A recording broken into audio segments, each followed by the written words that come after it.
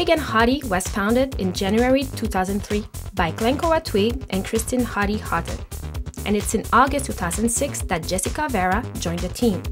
It's at their Main Street location that I met Christine, one of the 3 partners.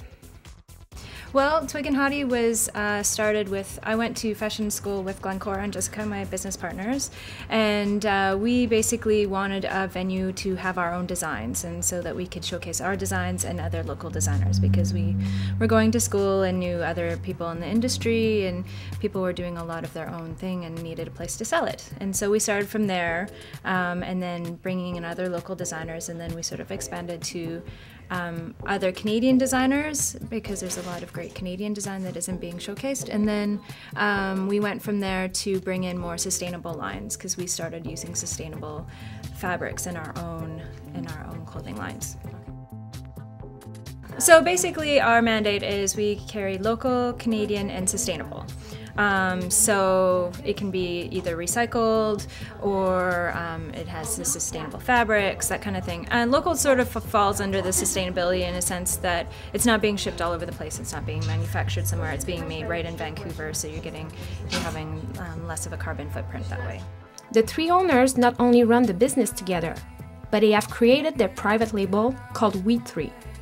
We 3 happened after. We were doing 3 separate lines of our own, and then we just decided that we work so well as partners in the business to collaborate on a clothing line, and because we saw a space in our store that needed to be filled. So we liked the sustainable aspect, and then we needed something that was basic but not super basic, a little bit more fashion forward. And so we decided to collaborate on it. So we've been doing it. We're working on we have our 2nd season in the store right now. We're selling our 3rd season to stores.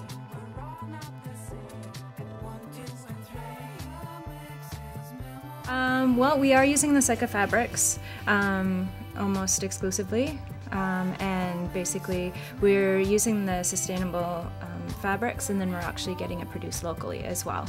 And then all the cardstock is recycled cardstock, and we're trying to reduce the paper that we use and all that kind of stuff. I was more than thrilled to see that Twigg and Hottie carry one of my favorite brands of comfy shoes, El Naturalista. Okay, so El Naturalista, can you talk about that brand of shoes that I love? I think it's fantastic, super comfortable. What makes them eco-friendly? Well, there's a few different things. Like they use a non-toxic dye, and they're using a natural rubber sole. So all of their materials are natural. They're not using any synthetic materials in their in the shoes.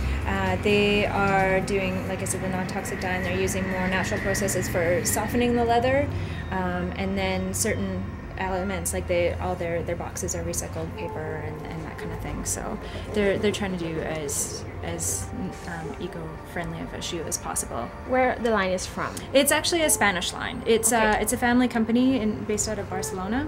Okay. And they started making soles. It was like a family business for years. They had made soles for other shoes, and then they sort of went from there and started making an eco-friendly shoe. Oh, that's great. Cool. From 5 to 10 years from now, where do you see the eco trend, Twigg and Hottie? Where will it stand like?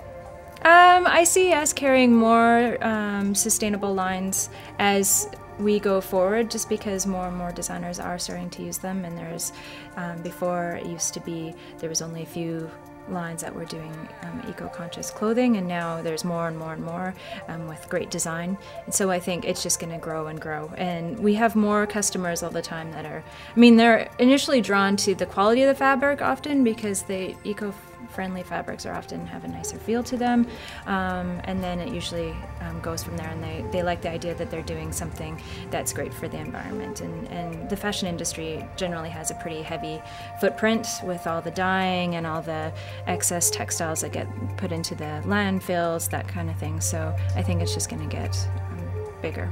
Right. For more information on these eco-fashion trendsetters, www.twigandhottie.com and www.we3.ca.